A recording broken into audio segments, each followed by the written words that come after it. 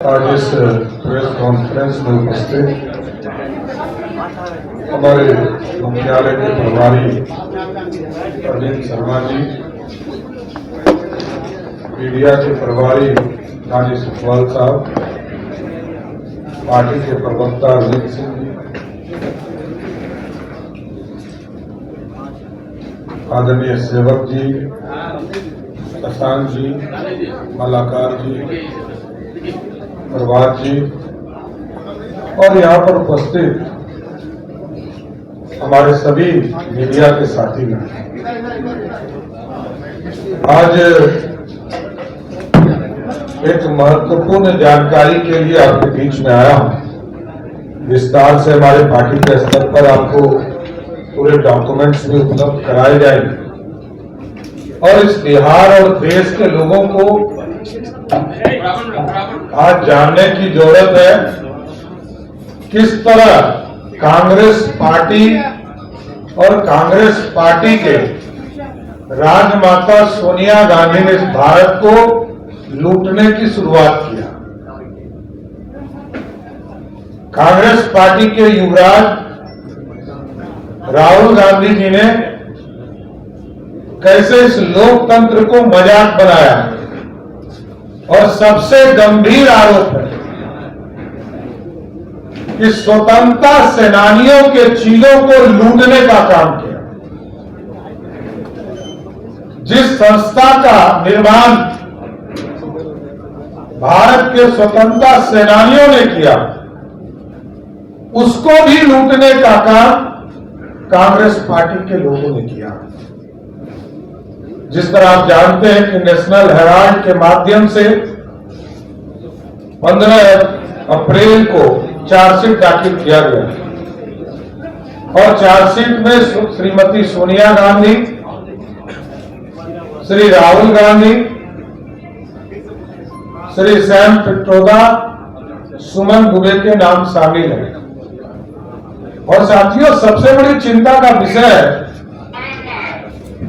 कि national Herald का जो मामला है, इसको भी पूरे देश को जानने की जरूरत है और बिहार के लोगों को इसको इसलिए भी जानने की जरूरत है कि रोज कांग्रेस पार्टी जो ये कहती थी कि हम संस्थाओं का इज्जत करते हैं, आज ही जिस तरह की घटना पटना में ईडी ऑफिस में कांग्रेस पार्टी के कार्यकर्ताओं ने किया, आंदोलन करना उनका संवैधानिक दायित्व भी है और ये लोकतंत्र कहता भी है। लेकिन जिस तरह ईडी के ऑफिस को चीजों के ऊपर कालिख पोंखने का काम किया, तो ये ईडी ऑफिस पर कालिख नहीं पोंखा, ये मनमोहन सिंह जी ने ईडी की व्यवस्था किया करते थे। ये मनमोहन सिंह जी और कांग्रेस पार्टी ने अपने चेहरे पर कालिख पोंखने का काम किया है साथ। और ये आप सोचिए, ये भारत लोकतांत्रिक देश है। इस देश में पंडित नेहरू के साथ ने मिलकर 20 नवंबर 1937 को एसोसिएट जनरल लिमिटेड यानी एजीएल का गठन किया था और इसमें सिर्फ पंडित नेहरू नहीं थे, इसमें 5000 स्वतंत्रता सेनानी भी इसमें शेयर होल्डर थे। स्वतंत्रता सेनानी में आपको जानकर आश्चर्य होगा कि इसमें वरिष्ठ पूर्व कानून मंत्री शांति भूषण जी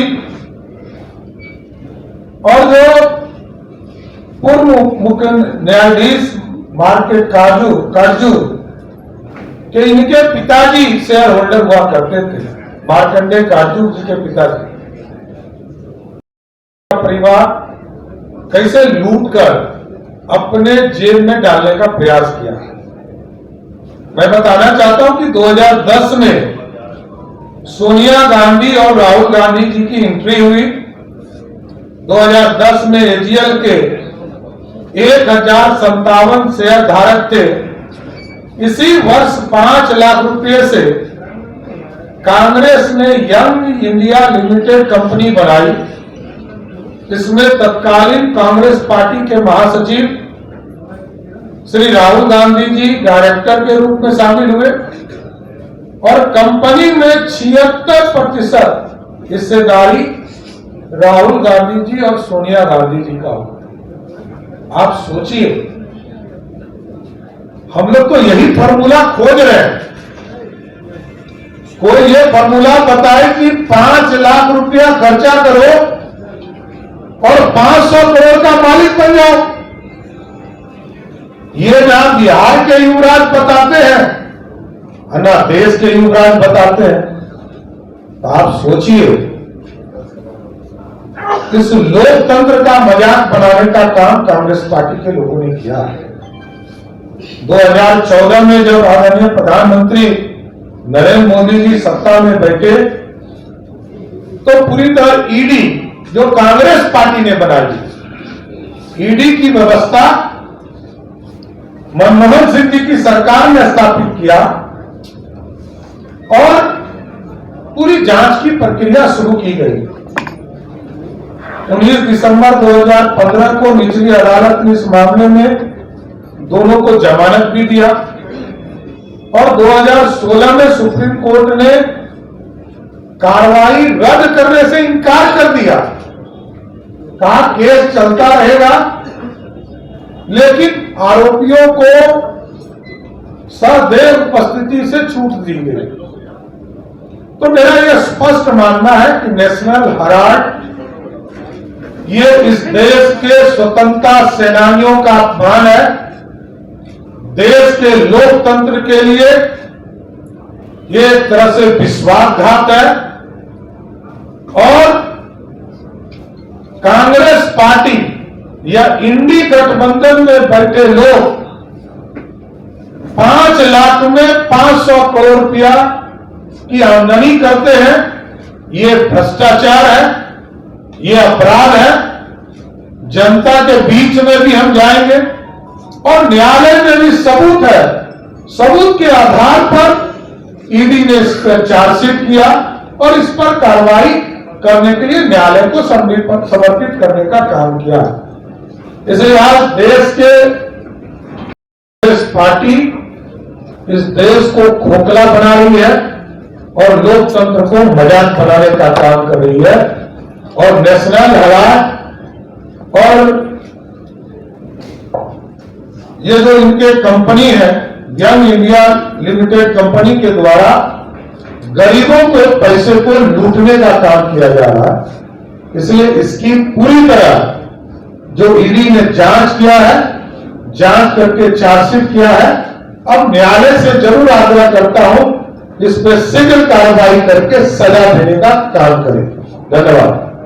मंत्री जी, आदरणीय नरेंद्र मोदी जी पहले कार्यकर्ता के तौर पर काम करते रहे और जनता के बीच में जाना उनका धर्म है और हमारे नेता पर हम लोगों को गर्व है कि हमारे नेता जनता के बीच में जाकर उनकी समस्या को सुनने का काम करते हैं और जनता के बीच में जो वो काम कर रहे हैं उसको भी जनता के प्रति समर्पित करने का काम करते हैं।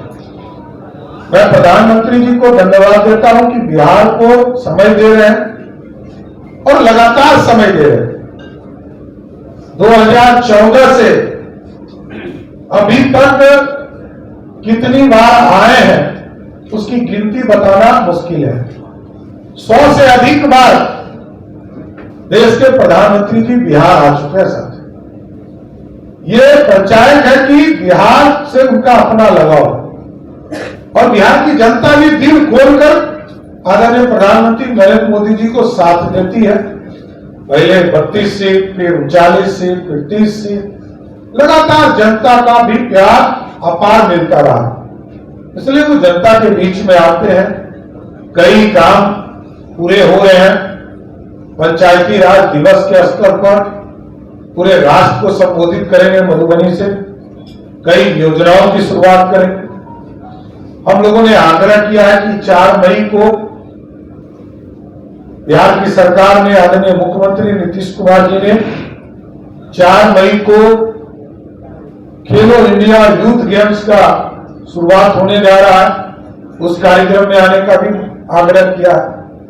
तो कई चीजें हैं, एयरपोर्ट बन रहे हैं, एक्सप्रेसवेज के निर्माण शुरू हो रहे हैं, सभी में प्रधानमंत्री जी का विशेष सहयोग मिलता है।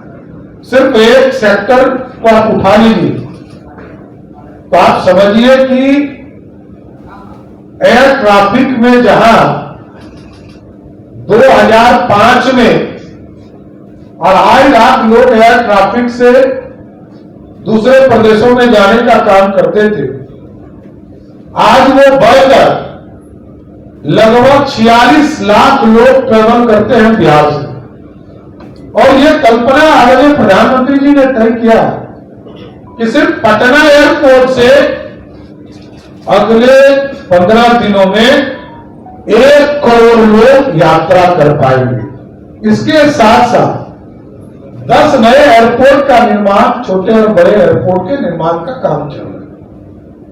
इसलिए साथियों, नरेंद्र मोदी जी की सरकार लगातार जनता के भलाई के लिए काम कर रही है, उनके विकास के लिए काम कर रही है, और दूसरे तरफ कांग्रेस पार्टी और राष्ट्रीय जनता दल भारत और बिहार को लूटने लगे। 2019 में भी हराने का काम किया गया, 2020 में भी हराने का काम किया गया, और 2025-24 में भी हराने का काम किया। इसलिए हम हराने जनता के आशीर्वाद से 2025 में इस पूरे गठबंधन को हराएंगे। एक को नहीं हराना, पूरे गठबंधन को हराना। कन्हैया जी, आपने कहा कि मोदी जी 2 बार यहाँ पे आ चुके हैं। रोड सेक्टर का दरवाजा खोलिएगा तो 1 लाख करोड़ रुपया का इन्वेस्टमेंट बिहार में होगा। और मोदी जी, और देखिए तुलना, लोग कहते हैं कि तुलना क्यों करते हैं? 10 साल तक कांग्रेस पार्टी का सरकार रहा देश में, लालू जी सुपर पावर थे, बिहार को कितना पैसा मिला? 1,93,000 करोड़ रुपया, मतलब 2 लाख करोड़ रुपया भी नहीं।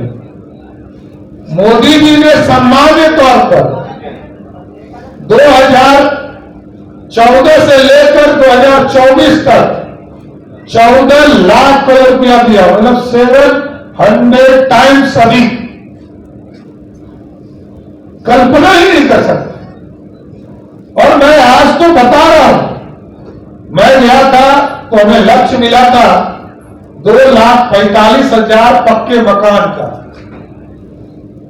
और आपको जानकर आश्चर्य होगा कि हमको अभी तक 2,45,000 के टारगेट में पिछले 1 साल में जितने लिस्ट में हमारे यहां नाम था 13,11,000 लोग, सबको पक्का मकान देने का काम भारत की सरकार है। अरे मैं तो कहता हूं लालू जी के प्रतिनिधि बदलते रहते हैं, हमको नहीं पता है,